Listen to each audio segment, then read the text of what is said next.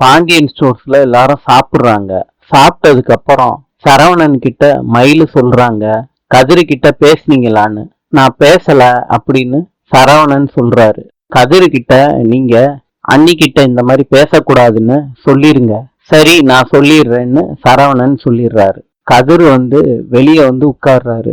அப்ப சரவணனும் உட்கார்றாங்க. வேலையெல்லாம் எப்படி போகுது என்ன ஏதுன்னு கேட்டு தெரிஞ்சுக்கிறாங்க. கதிரும் சொல்றாரு. நேரா ரூமுக்கு போறாங்க. மயிலு கேக்குறாங்க, கதிரு கிட்ட சொன்னீங்களான்னு. கதிரு பாவம், கதிரு இந்த சின்ன வயசுலயே ரொம்ப கஷ்டப்படுறான்னு மயிலு கிட்ட சரவணன் சொல்றாரு. அப்ப மயிலு நினைச்சுக்கிறாங்க, கதிர் கிட்ட நீங்க சொல்லவே இல்லை, ஒய்ஃபை விட உங்களுக்கு தம்பி முக்கியமா போச்சுன்னு மயிலு நினைச்சுக்கிட்டு படுத்து தூங்கிடுறாங்க. காலையில செந்திலும் மீனாவும் வீட்டுக்கு வர்றாங்க. பாண்டியன் செந்தில சத்தம் போடுறாரு, ஏன் போனை எடுக்கலன்னு.